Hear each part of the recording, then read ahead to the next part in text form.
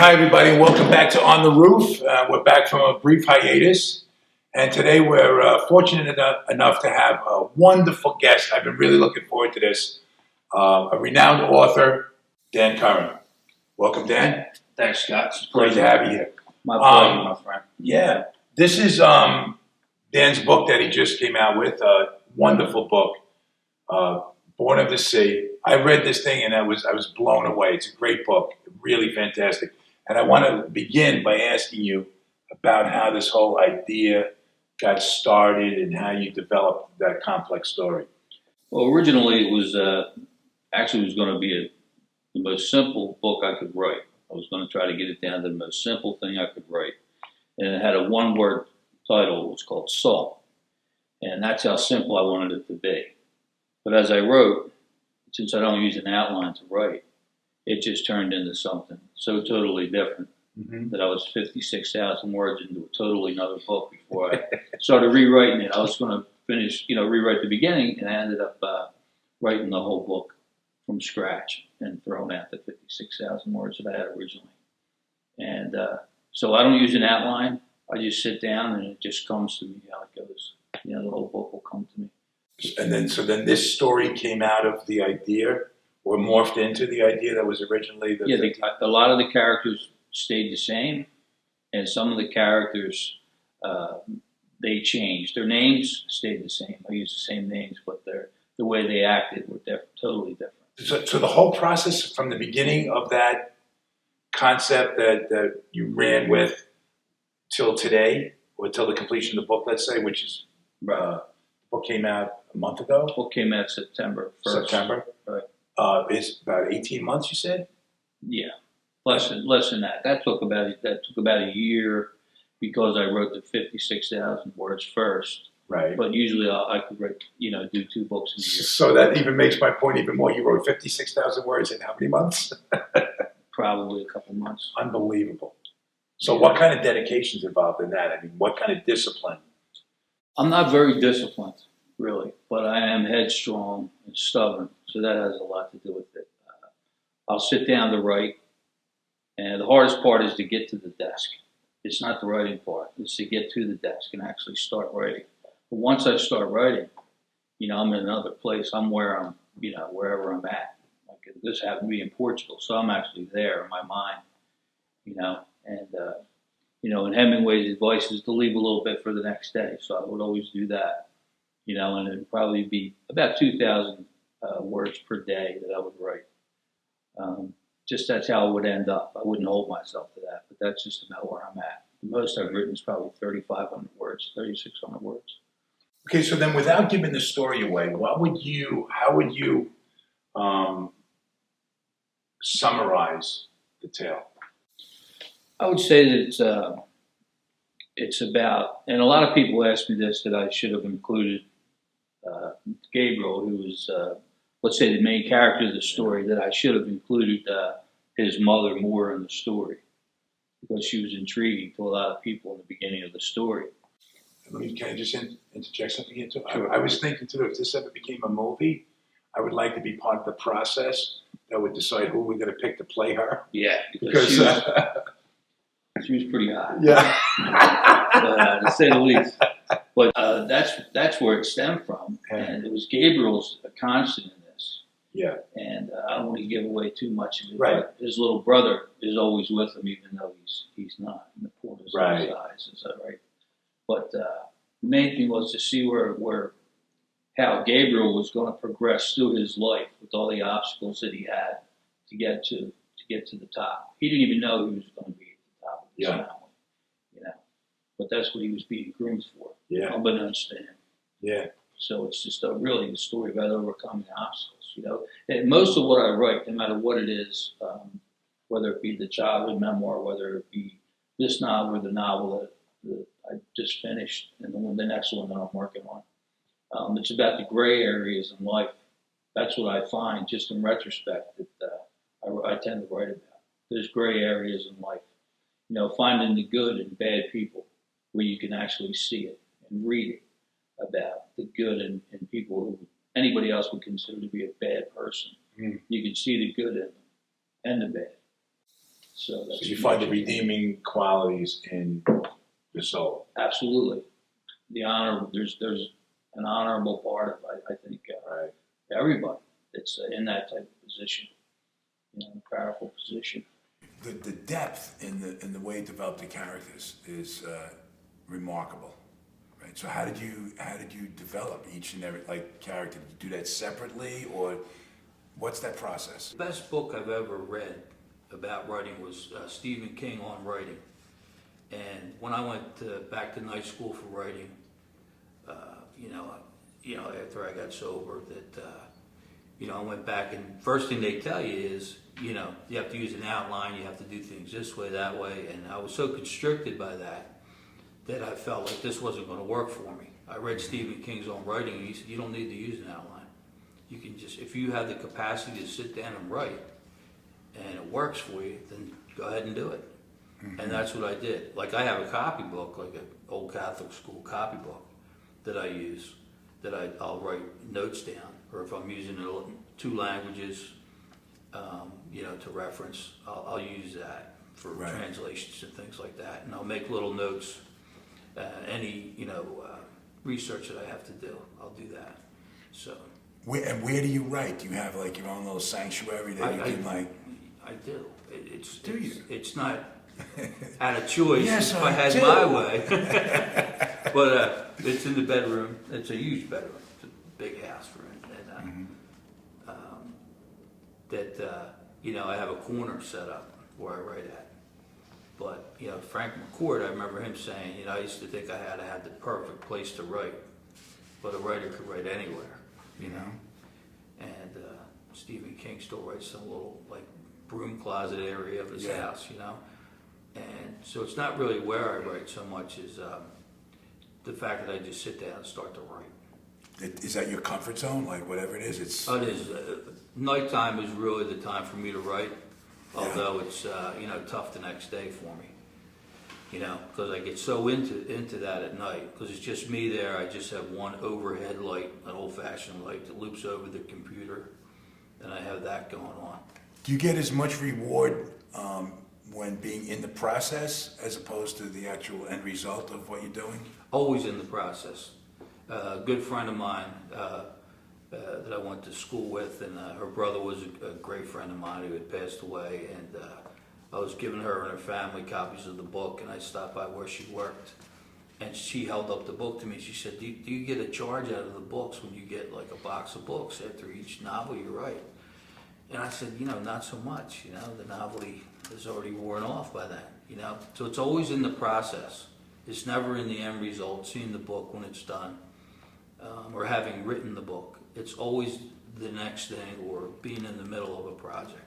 It's always writing. Was it important to you to be able to say, I'm a writer? The biggest part of writing for me, I think, because of the way I came up, was that I realized pretty early on that something that I had to come to terms with, that in order to be a successful writer, that I had to become vulnerable and be willing to put myself out there.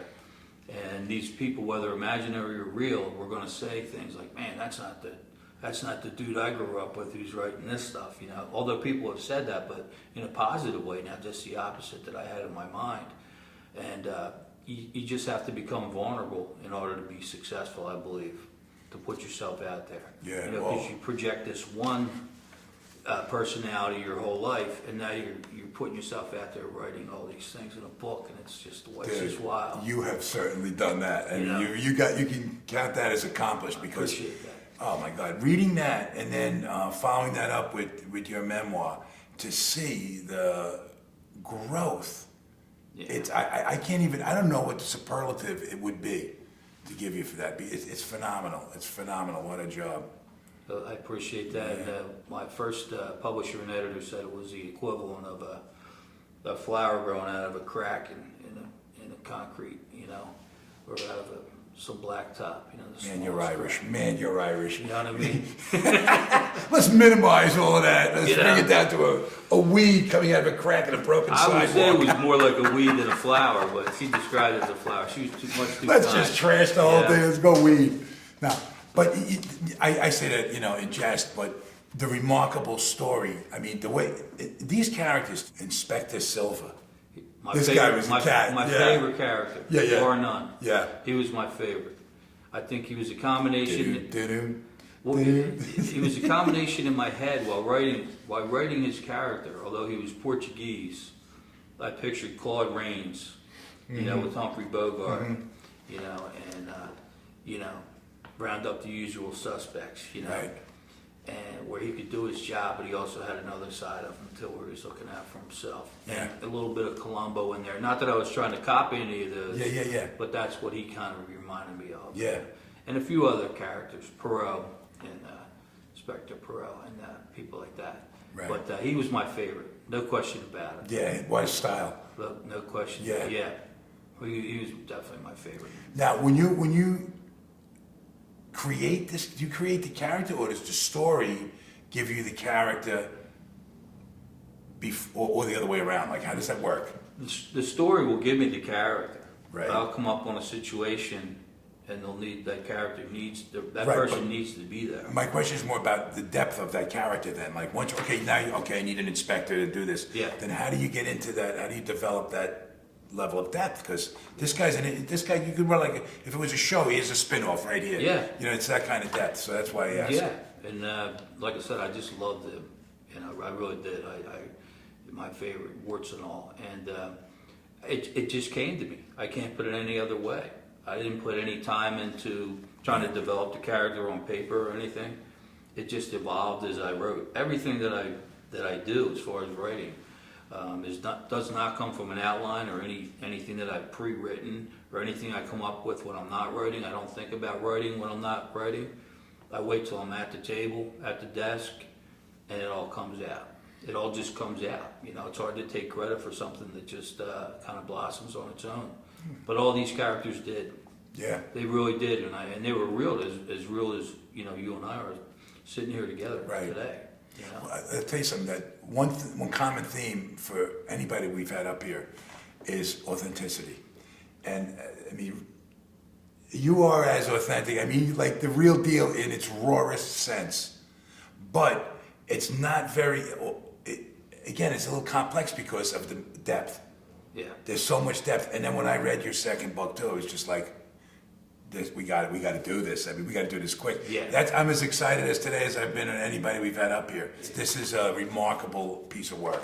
Really, really good. I appreciate that. And it's left open at the end clearly for either a prequel or a sequel, and that's been talked about. The most feedback I've gotten on the book was about Gabriel's mother, Anna, and her personality, and they wanted more of her. Yeah. Way more. But I thought it was perfect what I had. In my mind, it worked. Yeah, there's But a lot. other people want more of her. But we'll see in the next one, because there will be a next one. There's been a lot of call for that. Yeah, and other characters as well. Yeah. That they're vibrant characters. So there's always so much more that somebody with your talent could, obviously build and grow on, right? Yeah, I would definitely be open for that. I actually, that's the one thing I did do on purpose, was leave the end open for, one thing I put thought into, before actually wrapping up the last paragraph was I going to leave it open, or was I going to close it, end the story, Right. period. And I didn't. I left it open for either a prequel or a sequel. And is that totally your decision there, or is that something that you and your editor go over, or? No, I had written the whole manuscript before I even turned it in. I wasn't working on this book here with anybody. I just sat down and wrote it. The first book, the memoir, Mary's Last, that was kind of a back and forth. I would have to hand in so much work, and then she would edit it as we went. So then, have you kind of earned and established that that right, if that's the right Control. word, to be able to, like, hey, we trust you to just give us what you got, and I never asked. I just had to be honest with you. again, right, it wouldn't, I just figured I'm going to do this myself. I can do it.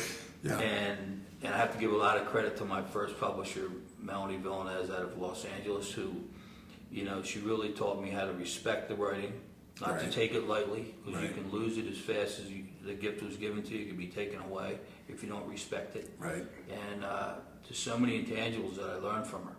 And I Yeah. need that up front, in your face, you're right, brashness, because I Right. won't respond much to somebody that's going to beat around the bush with me. keep your feet to the coals too, right? I'll go my way. Yeah, And she had to keep the rudder going the way, it had to go. right, So I learned enough from her, I think, no question in my mind, to write the next one how I wanted to write it, but with everything that I had learned from her.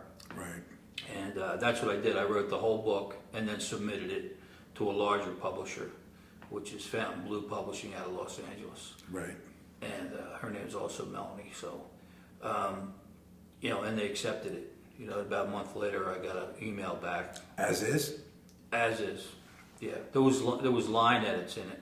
So how do you, what kind of sense of accomplishment or gratitude, a sense of gratification, I should say, do you get when you get notified that as is, we're taking, this is great? Not that I'm a lot of things, but ungrateful is not one of them.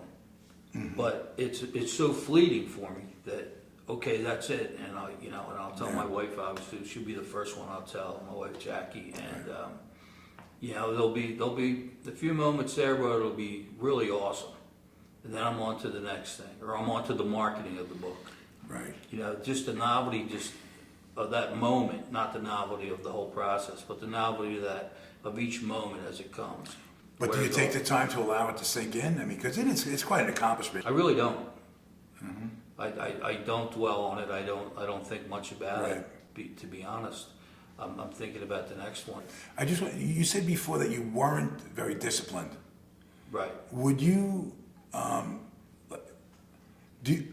just thinking that you are very disciplined, but maybe unorthodox. Is that? I would agree with Correct. that, because only in retrospect did I see how disciplined I was. Yeah, right. That right, I actually right. sat down, and the Yep. hardest part, and when people come to me now and ask, well, how did you do this, or what's the hardest part, or I feel kind of strange giving advice to people, and but I would say the hardest part is sticking it out. But I just try to keep it to each session of writing. When I'm in that moment, there's nothing better in the world. Yeah. There's not a drug or a drink or anything I've ever experienced Yeah, in my yeah. life that can compare to writing. But like I said earlier, are you willing to be vulnerable? Are you willing to be vulnerable? My first publisher asked me. I had a totally different manuscript than the one that was published. And she said, do you want to write something real, or do you want to write BS? But she didn't say BS, She said the words. But even beyond beyond the work itself, like, again, to take it to another level, the way you articulate, right, and it's eloquent. And could you see yourself? I mean, could you see yourself becoming an eloquent writer? I mean, we'll get into your story. Yeah. I mean, there was a time when I don't know if eloquence would be the first word that would jump to mind, It'll right? probably be the last. Yeah. So with that being established, right? Wow, how far you've come! Come on, I mean, how could you not want to just sit back and say, yeah, this is a good job when it's recognized by not just the publisher but the readers. Yeah, and the main thing for me is to just keep going, so I Yeah, can yeah, build right. up that repertoire Right. and that reputation. The plan is very simple: is just to stick with it and keep going. Yeah. And like I said, it's tough to take credit for anything when it seems to come naturally, whether it be in sports or whether it be with writing. Right. I'm just very grateful. Yeah. A lot of people talk about writer's block, and I've never once sat down and and been like, I'm stumped. Right. You know, it just comes out, you know? And so I don't think about that much at all. You know, I've had a bunch of musicians on too, and that industry, kind of like, you know, the literary industry, it's changing so dramatically over time. So the whole layout is different. So how your success is measured is different. But the bottom line is, the good musicians rise to the top, and the good writers rise to the top. And a good writer writes, and a good, you know, musician plays. Yeah, yeah, and writers write, and that's one of my my biggest things. And there's a lot of people with MFAs out there that don't particularly care for people like myself. I don't think I get that feeling, direct feeling, and you know, because they've gone to school for this and they've gotten their degree in this, and Right. you know, I come out of nowhere and sit down and start writing, and again, not to take credit for it because it's a natural thing, but you know, there's some pushback with that. I'm sure. There's no question about that, you know. But you know, I'm just going to keep on going with it and see how far it takes me. There's no question about that. Like I've told you, anybody that would question you on that should read your memoir. Yeah, yeah. You've earned it. But you know, and the one I have out, just finishing now, is called Swamp Poodle, Right. which is an Irish section of Philadelphia where my grandparents settled in from Ireland, and my Right. mother was born, and all her brothers and sisters, and my father, his whole family. That's a noir novel, and that's set in Prohibition era. A little before that, right after the Rising in Ireland, it starts in Donegal, Ireland, and works its way through Philadelphia into Atlantic City in the Nucky Johnson era. Okay. And so that was a fun book to write. But I was at a wedding, and my brother-in-law, he asked me what I was doing. I said, I'm writing a book. He said, where's the location? I said, Portugal. He said, you can't write a book in Portugal. You've never been to Portugal. And I said, what about Jules Verne? What about this person? What about that person? You know? And, you know, so there's always going to be naysayers. But there was more research in the book about Philadelphia, even though I was born in Philadelphia. Yeah. Because that world doesn't exist anymore. Swamp Poodle's no longer there. That's Right. It's the Badlands now. Right. In Philadelphia. Right. It's a rough area. It's the roughest in the city. Yeah. It's No legendary. question. Yeah. But you know, that's where the question of your discipline came from, because the amount of research that went in to Born of the Sea. Yeah. I mean, that's a lot of work At first, in that I short hated period of time. Yeah. I didn't like it at first. And then I started, as I went, it just became as much as part of the process as the writing itself. Right. And but that just comes from pushing through. Yeah. You know, if you let that stop you, then the writing stops too. Right. So you have to keep on going. You have to continue. You know, and and you learn from each book. I think you learn a little bit. Your prior book, Mary's Last. This, I mean, I don't even. Again, I'm stuck. Right. You're the wordsmith. You describe the book. Describe in your words a brief synopsis before we get into it on what is Mary's Last. The book Mary's Last, Tales of an Irish American Orphan. I had originally had it. That's the one. A lot of edits were done. You know, the editor worked a lot with me on that one. But they had put I had American Orphan, and the word Irish was put in there. But really, what it is, it's a story told that's very rarely written this way. It was written through the eyes of the child himself, which was me. Yeah. And was written as the child. It wasn't written in retrospect as an adult, looking back at my childhood. It was me, literally, in that every situation that's written about. And it's really a book of vignettes. It's short stories. There's a beginning, middle, and end to each chapter in the book. And that gives you a little insight into just how I dealt with things, how I was forced to deal with things, rationalizing things as an adult, at a very young age, from my earliest memories. You know, sizing people up, sizing situations up, wherever I happened to be living or moved to, or whatever crazy situation I was in. That's my first real memory of knowing would be rationalization of a situation, or sizing somebody up, sizing up adults as a little kid, 4 or 5 years old. Yeah. Having to do that to survive, really. not realizing it at the time, but now I realize it. You know, as I was reading it, I was wondering how you could have such graphic memories about such early years, such formidable years, right? But after kind of grasping the magnitude of the stories, I Right. guess, I mean, you were like 18 at 3. Yeah, You know what I mean? It's I'm not exaggerating. at least that. Yeah. Really. Yeah. And, Yeah. I was, just as you read the book, you see I was in a crib until there was no bottom to the crib. I was in it so long. There was just a mattress on the floor, thin mattress, Yeah. like a POW or whatever. Yeah. But, so the abnormal had become the normal. The beatings, starvation, things like that. I mean, that had just become the normal. And you go through it. I think either people either can get through it or you can't. Or you come out being a serial killer, or you come out being a writer and a father and everything else if you get squared away. I can't tell you why things happened the way they did. Yeah. Only that they did happen that way. Yeah. And so there's a lot of things in there that are uncomfortable for people to read. And that was another thing, was I willing to put that out there. And there's a lot that I didn't, but you get the general idea.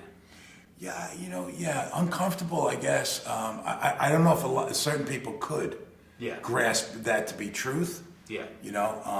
It's hardcore, man.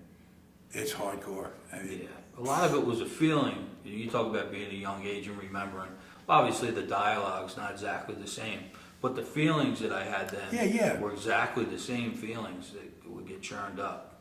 And that would lead to how I wrote the book, What was that like emotionally for you in the time you were writing it, when you're rehashing this? I was there. I was literally, in my mind, there again. It just brought Okay, it so all back. let's start. Let's start off there, like at the beginning of it. When you lost your mom when you were really young, right? And that's kind of where the books. Talk about your mom. Yeah, my mother was Tell your story. born in the United States, born in Philadelphia, in Swamp Poodle. A beautiful woman. You had the picture of her in she's the book. gorgeous. Beautiful Gorgeous, lady. could have been a model, no doubt. And she got married a little later in life by those standards of the day, because she raised my uncle's kids. His wife had died, and she raised his kids with my grandmother. My grandfather had already passed away. She put her life on hold. She was a contributing editor at Curtis Publishing for the Saturday Evening Post, and which I didn't know until after I had already written 2 books and been in 10 anthologies, and I didn't know anything. No idea. No. And so I had eight of us. We were all 13 months apart. I was the youngest of 8, and she died. She was 37. She died 2 weeks after her 37th birthday. Wow. And I went in the hospital. They said it was pneumonia, but I think it was just pure exhaustion. My father was an alcoholic, no question. Raised in an orphanage himself. Same thing happened with his mother. Yeah. And then his father couldn't handle it. And so it was like just history repeating itself. Right. And but he was a war hero. He was a turret gunner in World War II. War hero. Worked at Boeing. Went back to Vietnam. Worked on their helicopter program.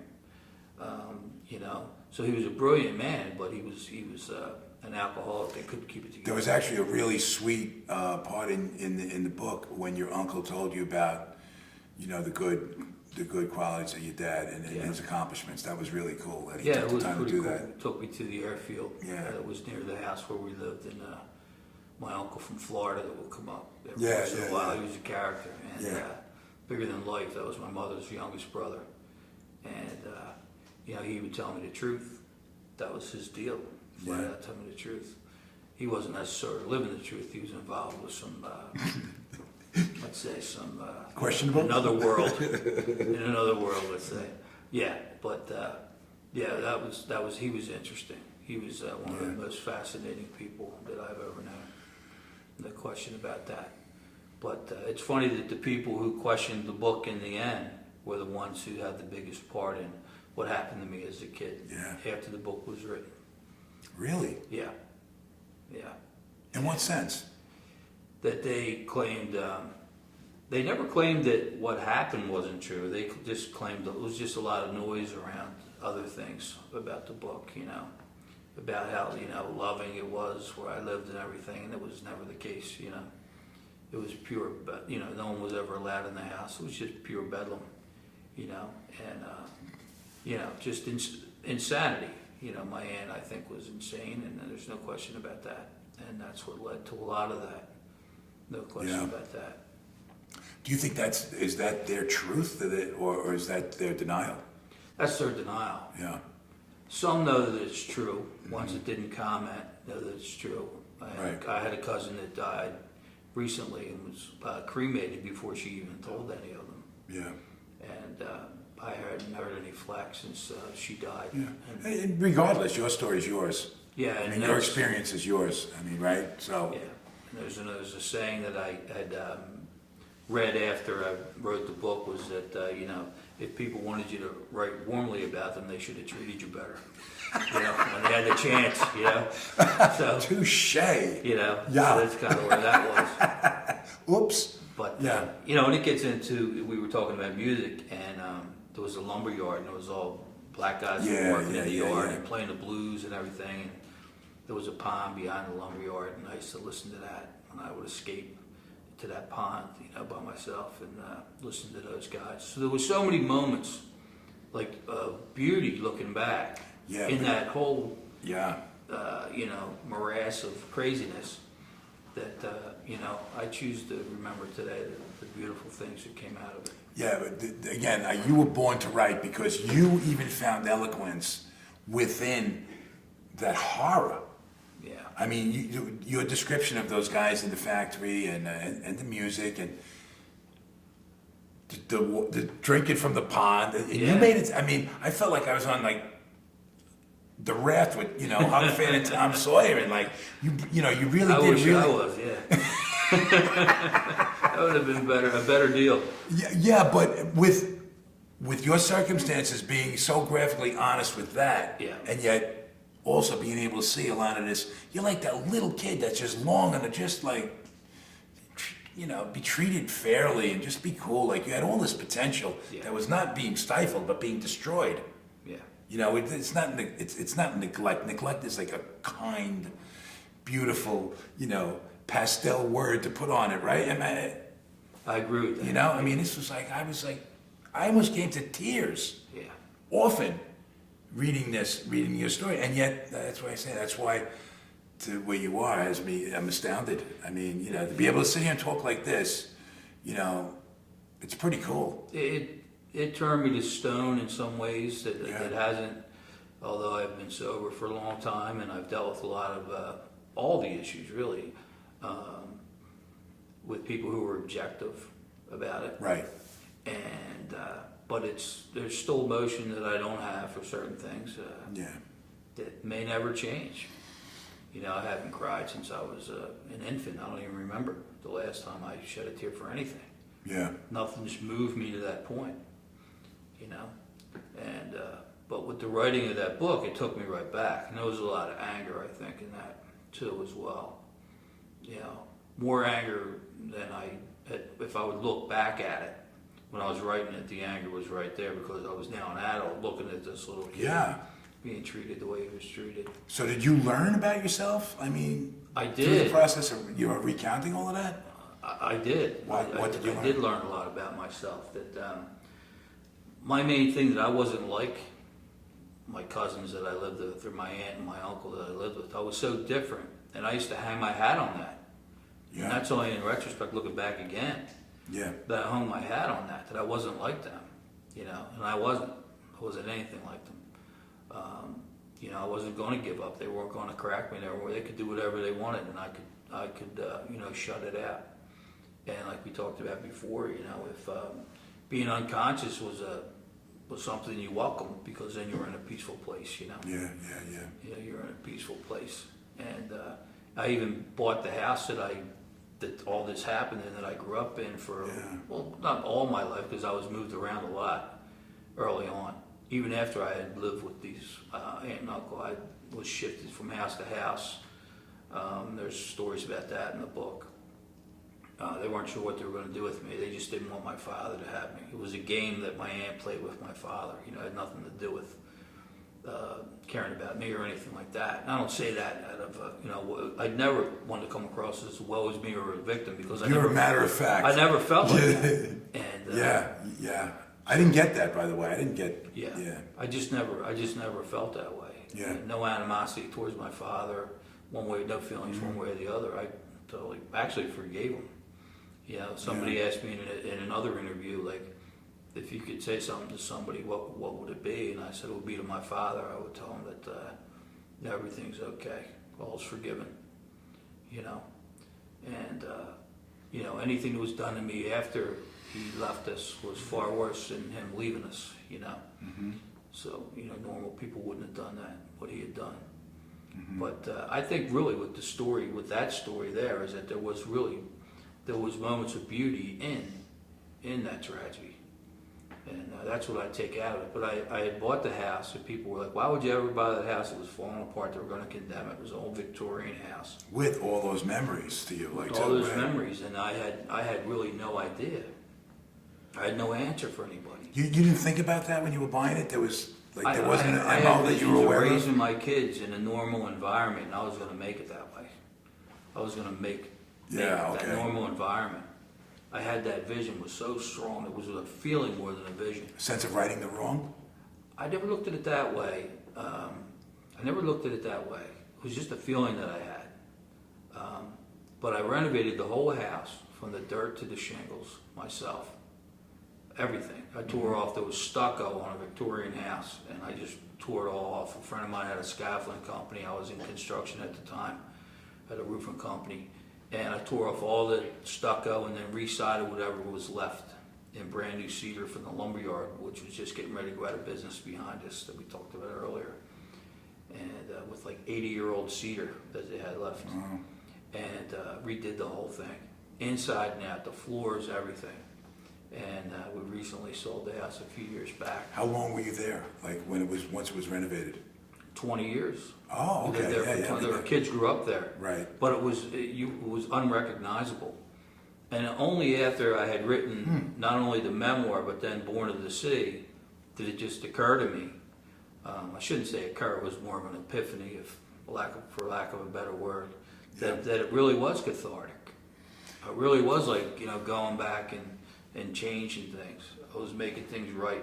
I was going to clean things up. I remember the first thing I did when I bought the house, I ripped all the shades down and let the sun in, because it was always so dark in there. And I let the sun get in there. And, it was a disinfectant in a way, I guess, you know what I mean? And went from there. Yeah, I get it. Yeah. And the book let out some secrets, and it freed some of the people up that lived in there with me, and other people it just made more angry.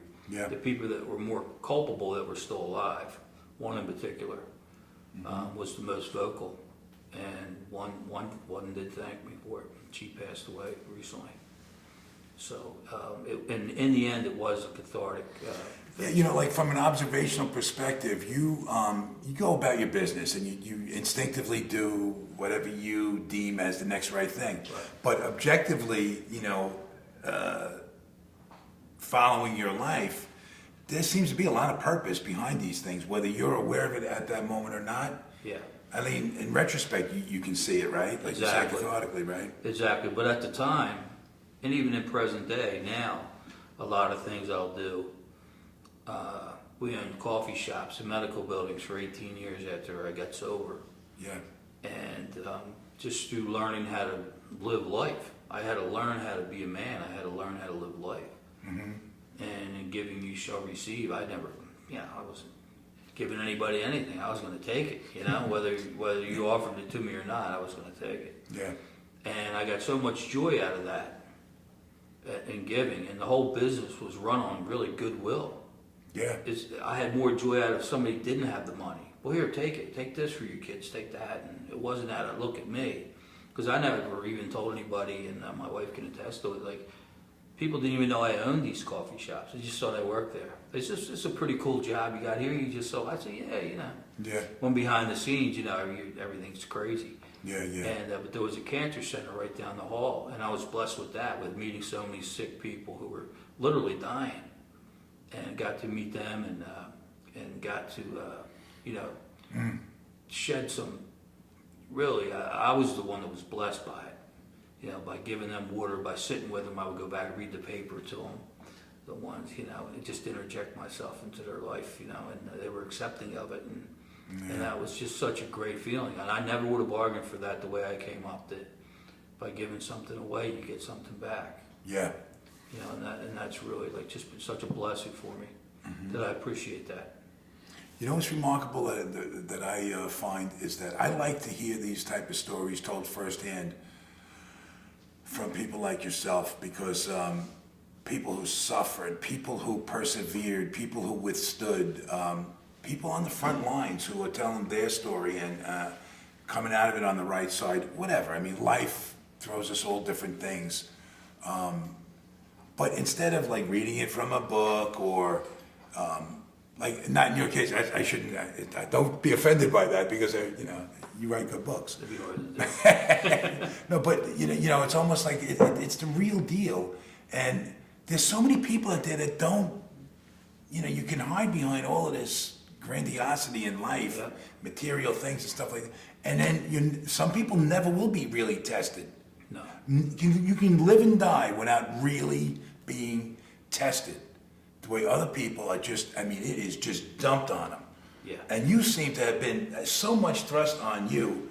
And literally 3, 4, 5 years, I mean, your memoir, this is an amazing thing, and I'll just share this with you. When I tell people I read this guy's memoir, and it only goes up to when he's 6 years old, they look at me, and you get this blank look on people's face, like, what? Yeah. And I go, you gotta read it. You gotta read it. Smoking non-filtered Pall Malls at 5 to take the edge off, like really enjoying a cigarette. I shouldn't laugh, I mean, And, but that's wild, right? Shots of whiskey before school at 6 every morning. Yeah. And that's when I found that made the hurt go away. And I was able to cope.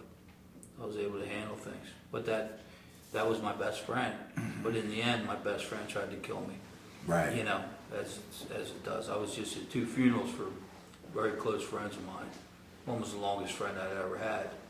And it's the illness. You see the insanity of the drink and the drug when you're at these funerals, because everybody's crying.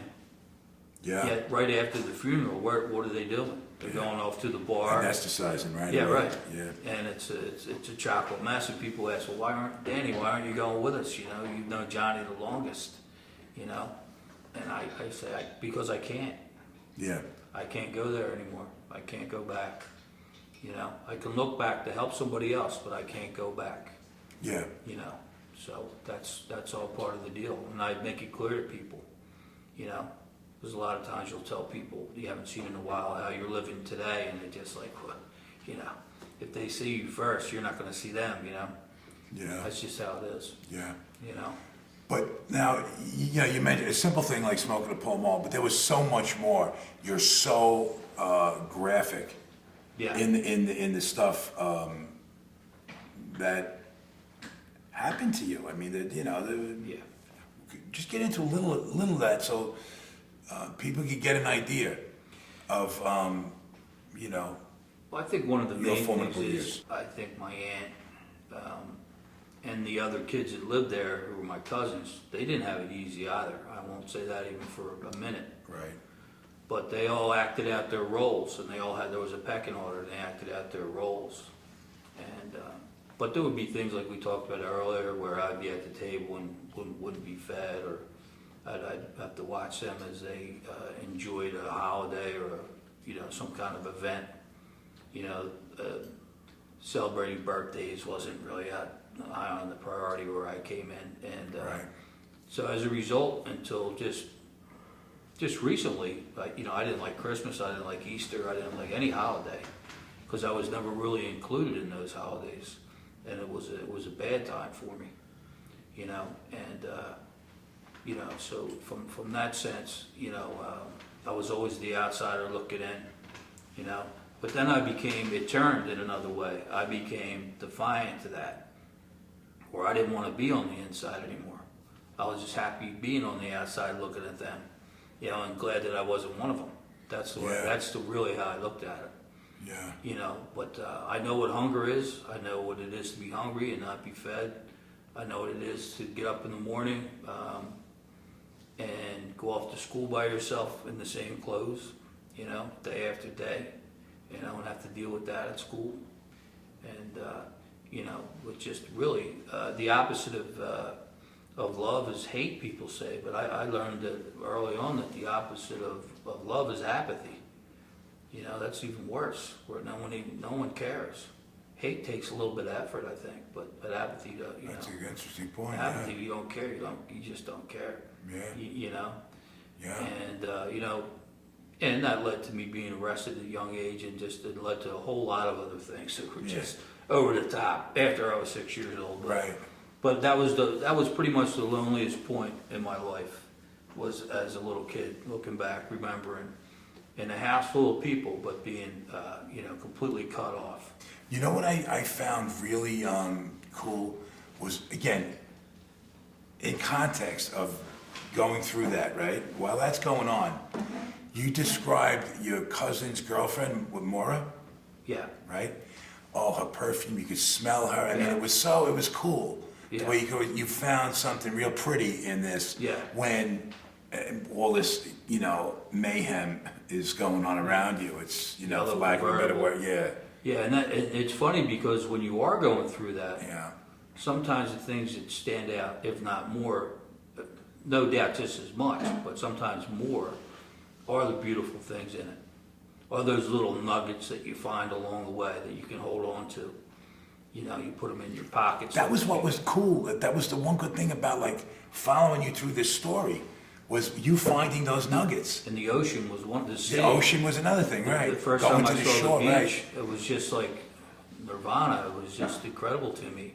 And we're talking the Jersey Shore here. We're not talking the Caribbean, you know. And that's my home. I mean, I'm down there any chance I get. But You for know? a city kid, that is the Caribbean. It really is. You know, It's you like cross Rockaway over up that here, bridge, yeah. and it's like you're Yeah. you're in paradise. You smell that bay, and you know you're in paradise. And that's how I feel about it, even to this day.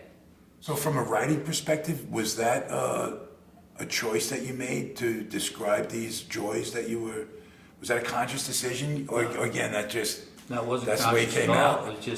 It was just so prevalent. You know, it was just a part of me. Which again, it makes it almost even more fascinating, That it came right? out just like the bad stuff. The good stuff was just as, you know, intertwined. You know, just less of it. Did you see yourself as being a sensitive kid back then? I mean, because Just the opposite, to be honest with you. shut down, right? Yeah, I was defiant to the point where nobody was going to, you know, crack me. You know, I got to that point pretty quick where I realized the rules of the game and how they were going to win and how I might win in some way. Yeah. I would still take the beating, but I wasn't going to give in. They weren't taking that from me. You know, that's just how it was going to be. You know, and that's how it led. I took that out into the streets with me too. That was the thing, and you know that didn't work out so well out there. But Yeah. it did serve me well as a little kid, as a very little kid. Yeah, well, it's survival, right? Yeah, At that it time, really it's, was. you know, It really yeah. was survival. But Do you see, like, any examples, like currently or recently, in young boys, like kids that just are going through, maybe, you know, the details are different, but those kind of struggles where they got potential that they're probably not going to be able to see? Like, you're definitely, I do. clearly the exception to the rule here. yeah, Clearly, right? How many kids that come from, you know, whatever they're born into, it's not an even playing field, right? yeah. Aren't gonna, you know, be able to see life the way you have, you know, since then, coming from that kind of, you know, start. Morass, yeah. Yeah. To put it lightly.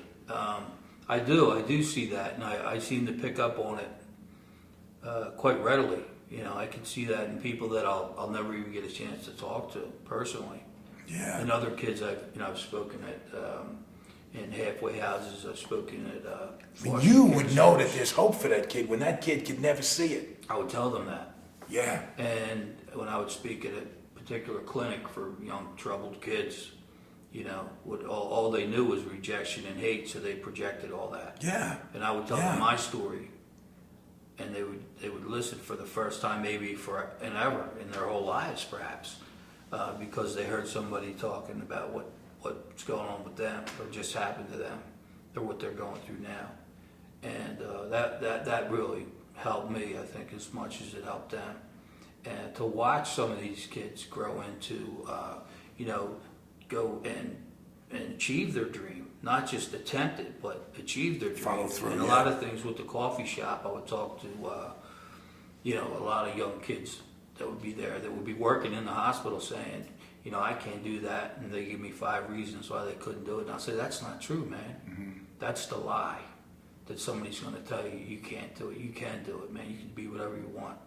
And this is how you do it. You go online, you look this up, you look that up, you know. And I would be consciously want to be that person that would help them.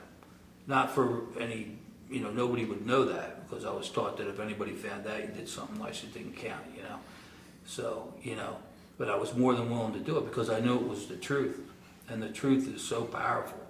Yeah. The truth is so powerful and so cleansing, you know, when you can finally look at something for what it is, you know, and look at yourself for what you are and be okay with it. And I think that's what I got out of all this, really. When I was asked, I was newly sober by a gentleman that was sober for years. He said, if you could do anything with your life and not fail at it, what would it be? And I climbed over the wall that I had built for myself over so many years and said, I want to be a writer. He said, then why don't you? And I gave him 5 really good reasons that were going to throw him off. Excuses. You can't throw these guys off, you know? Yeah, And he told me, you know, that's a load of crap, right. in a nice way I'm putting it. And so that weekend I went down the shore and bought a book on how to do all this.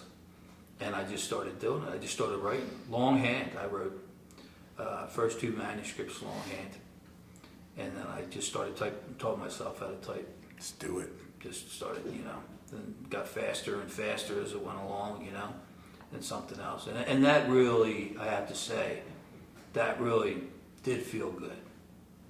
That's something about the whole process of writing that really made me feel like a writer, I think, was to actually be typing it out myself, you know. Yeah. To sit down there and just be able to do that. I still get such a thrill out of that part of it. You know, the process of writing itself. Yeah. You know, marketing it or, you know, talking about it's one thing, but when I'm sitting down to write, that's really it. Is that your peace? Are you at peace? I am. I really am. And, you know, and it's you know, I had a lot of perceptions about it. I was one of these people that thought, you know, I don't care what people think about me, but that's how I want to be remembered. You know what I mean? If that makes any sense to you. You know?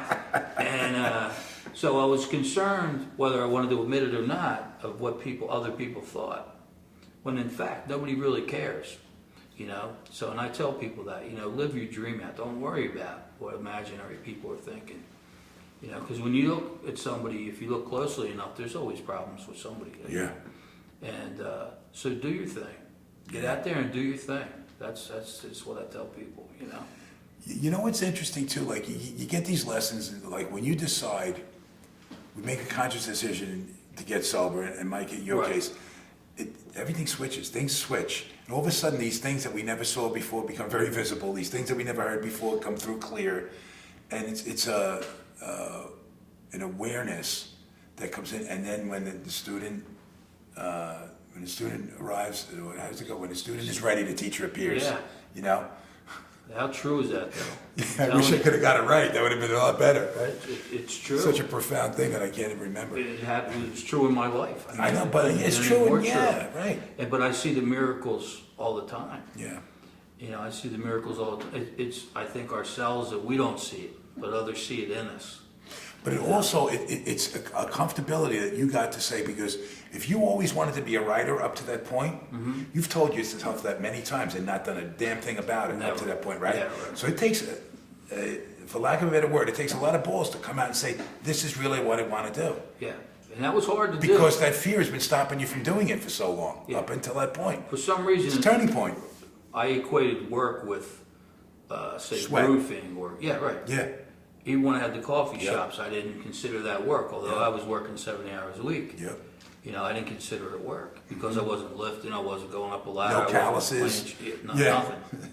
Right. And in writing, I didn't consider it, I don't know if noble's the word, but I didn't consider it work, certainly. I had a great mentor through the years, even with many relapses along the way. One Right. guy that always stood in my corner was this old guy, Johnny C. And this guy was great. He used to tell me this thing all the time. And now I see Frank Zappa getting the credit for this quote. I don't know if he was Johnny was a Zappa fan or not, but that would be Could be. surprising, pleasantly surprising. You know, the mind is like a parachute. It works better when it's open. Yeah. He used to say that to me. And think about how you always thought work was, you know, physical, like the sweat, the callus and labor type of thing. And think of how many more people you're going to be able to touch with a book. You know, how your story, the potential it has to reach people, you know. Yeah. Because, I mean, literally they say if one person, you know, your story is going to catch that soul that I could never catch, that most people could never catch because of your truth. Right. Right? So there's a big purpose behind what you're doing. But without an open mind, the door never, you never go through the door. And that was the hard part with the memoir in particular was, am I going to open myself up? Because you want to be seen as weak when all the time that you were going through this, you were being strong, for real. But when people read about it, maybe you'll be looked at as weak. Again, that's in your head. That's certainly How in my you think head. you're being perceived by the reader. And then I had to make that decision that I'm gonna do this thing. See, that's balls though, right? Yeah, I mean, that takes something. It took me something. I know that. Yeah. I know that much. And also even with Born of the Sea and the other things that I've gotten published, you know, if it's this other part of me. No, Yeah. it's not another part of me. It's me. You know. It's probably your defining Yeah. quality, maybe even, right? Yeah, I think that it is, and the fact that it comes naturally, and not to deflect anything away, and I've said this over and over, but just that I will not allow myself to take full credit for this, other than putting the work in. But the gift, it's a gift, and I have to treat it like a gift. You know, I have to treat it with respect that it deserves, and it definitely deserves a lot of respect. And I've met so many great people through writing, you know. Yeah. It's I not can certainly not a imagine. monetary satisfaction yet, but I'm getting there. Yeah. You know, and money's never been a big thing with me. You know, I've had a lot of money at one time, and I've lost everything sober. And my faith has a big part of in everything that I do. In everything that I do.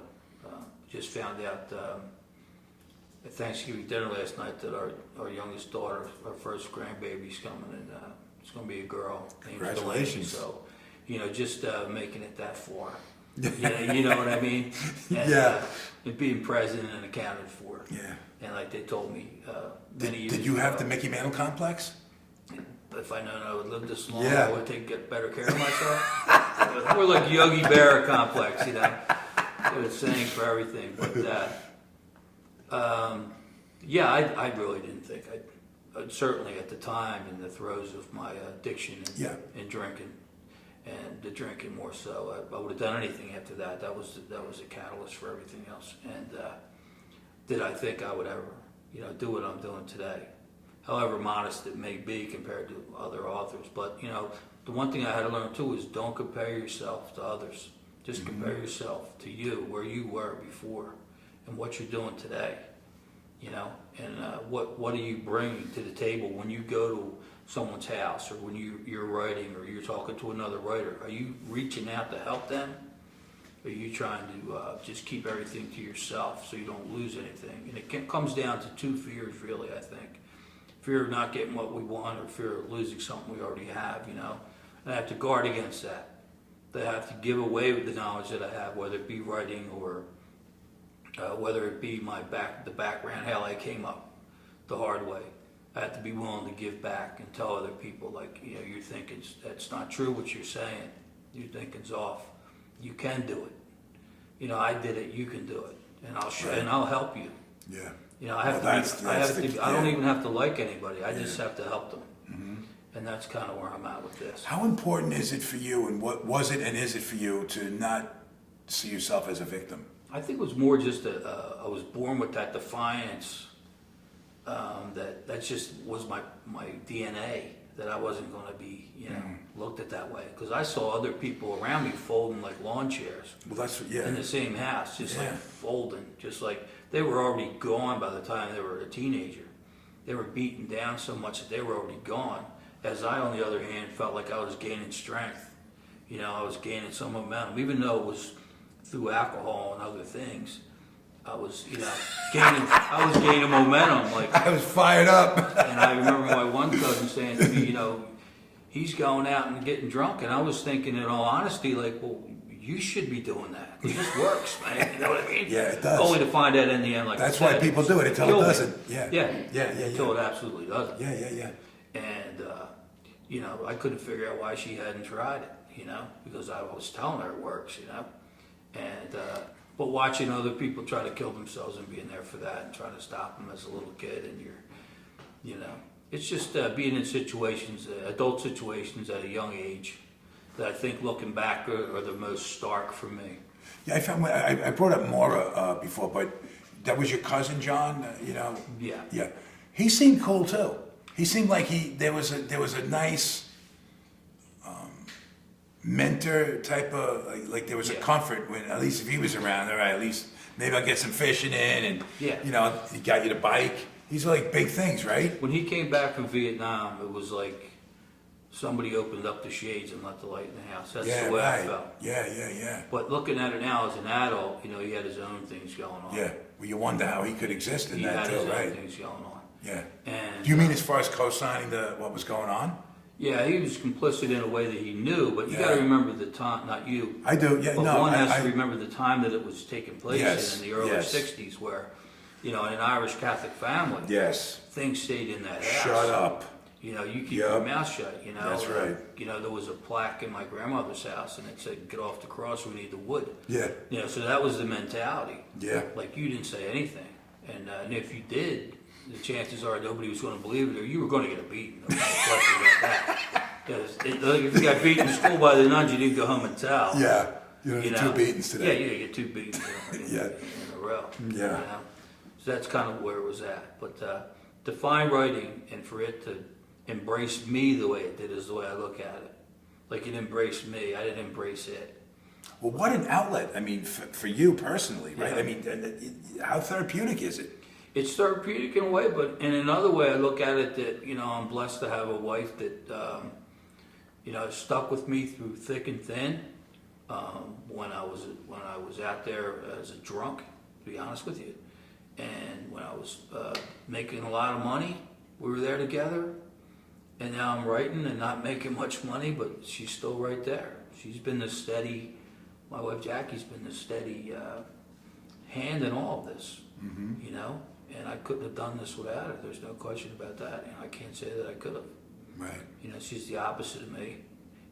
I'll walk into a store, whether it's I had the mortgage or the rent money, and I'll buy a TV where she'll, she pulls back the reins on me a little bit, and because I need that.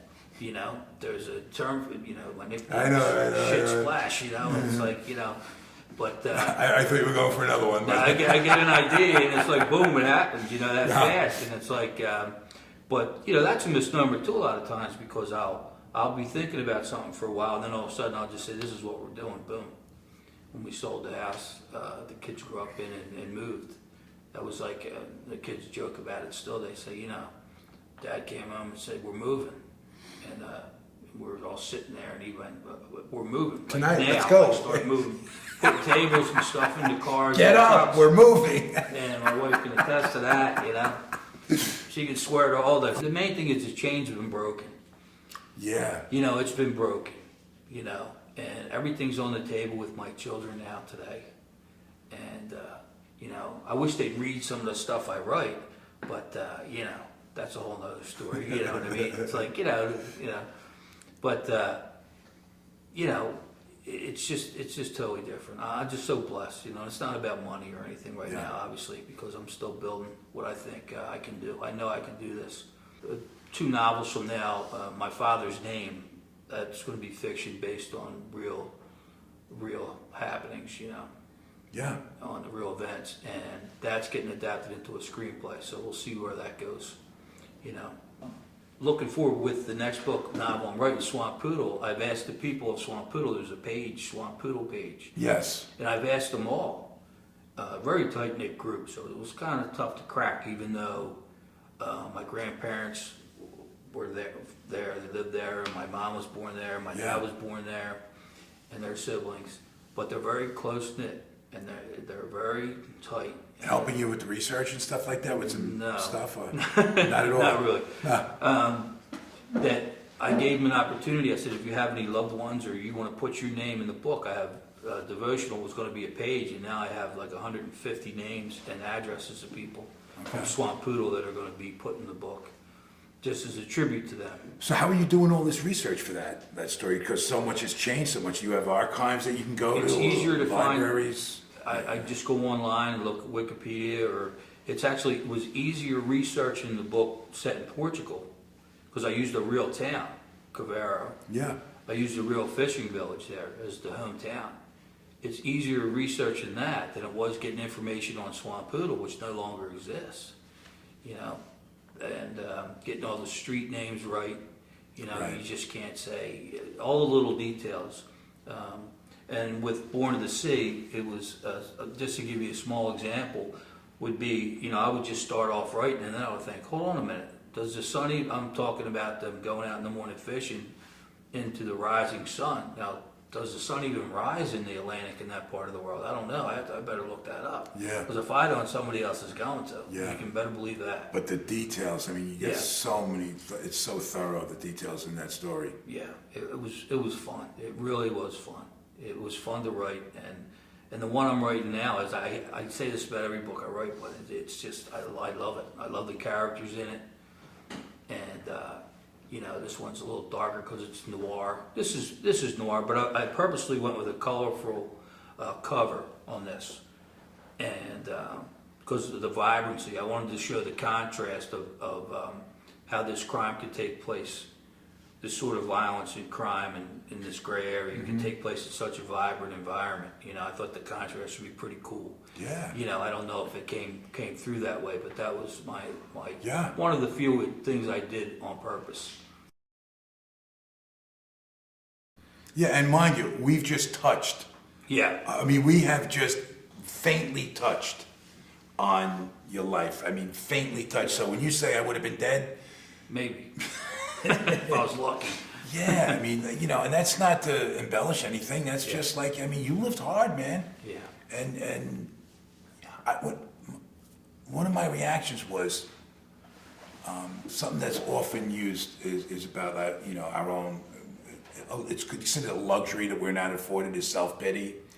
And that's the best I could come up with after, you know, reading your story. Like, what could I possibly come up with to say that I can justify some bullshit behavior? Yeah. You know, I didn't have it that bad. Yeah. You know, what I would think, you know what I mean? Like, I could complain, I could, you know, rehash whatever. But at the end of the day, if you're doing what you can do, I can do the best I can do. There are no excuses after, you know, hearing your truth. Yeah. So if that could help me, that can help anybody. That could help somebody that had. That's it. Yeah. That was my hope. But that's why you're here. That's what I would hope somebody out there gets to hear this. That you can come through it, and you can be honest. You have.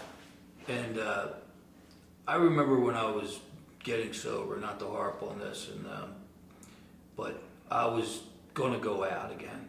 And I had told a person that was helping me along the way that this, you know, just sitting here, this is not happening. It's not working. There's not enough excitement in this. You know, because what the truth of the matter was, it was what happened in my life was just forcing me to go back out and cover it up again, you know. And he said to me, and he saved my life. He said to me as I was walking out the door, he said that imagine the worst thing that you've ever done, or the worst thing that's ever been done to you. Imagine thinking about that sober and it not bothering you. And I turned right back around and sat down again. I said, that's what I want. I want that. And that's what I have today. And there's not one thing out of my past that can shake me anymore. Not one thing that could lead me to a drink. You know, if I do what I did today, you know, it's just, you know, such a blessing. And it was by no mistake that he said that. Yeah. I was meant to hear that for a reason. I believe that. That's just my belief. I'm just always speaking for myself. But, you know, and I had that today. There's not one thing in my past. I actually use my past things I would never tell anybody to help other people. Yeah. You know, and it's pretty amazing. It's an amazing thing. Redemption is an amazing, amazing thing. And I knocked it for years until it happened to me. You know, as far as the writing goes, I'm just going to keep pecking away, and we'll see what comes of it. You know, and I'm looking so forward to the next project and getting this out there. And I'm looking forward to bigger the and next better thing. things. You know, Let's go over what you know what we've got. this is called Born of the Sea. It's a book set in Portugal. It's about a crime family. And basically, again, it's about the gray areas in life, about a young boy who comes up, and he's being groomed for bigger and better things, so his father thinks, and he ends up I won't give the end of the book away, but he rises up the ranks. But it's a lot. The sea is as much a part of this book as anything, and it centers around the sea and everything to do with the sea. How can they get it, and where do they go to get it? You can get this through Amazon. You go on Amazon. There's links. If you go on DP Curran on my Facebook page, you can get the link off of there. Or you can go on Amazon Books and find it on Amazon. You can find it at Smashwords, and you can also find it at Barnes and Nobles in either Kindle or book form. And you can get it in hard copy as well. And you know, I'm very happy with this book, and It's a brilliant piece. yeah, I appreciate that. And This is a little childhood memoir. It's called Mary's Last, Tales of an Irish American Orphan. That also you can get on Amazon, Smashwords, and through Barnes and Noble as well. That's available. It's still out there. They're both you know, out now, so they're both available. And I hope everybody that sees this goes out and buys one. And a lot of my other works have I just brought 3, but I'm in about maybe 10 anthologies through Birch Press out in Los Angeles, and all this is available on Amazon as well. There's Birch Press, and just if you looked up Daniel Patrick Delaney, you would find that on there as well. I can't congratulate you enough on the works. They're fantastic. Thank you. And please go get these things because they're really, really great books, great stories. And he is the real deal. He is the real deal. You make me proud to be in recovery. You make me proud to be Irish, you know, and just proud to be a man, you know, amongst men. Yeah. And trying to do what I want to do just because I watch you do what you know, what you're trying to do. Amen. And it's my pleasure, Danny. Thanks My very pleasure. much. Thank you, Scott. All right, buddy. Thanks very much. That's it from On the Roof, and until we see you again, sayonara.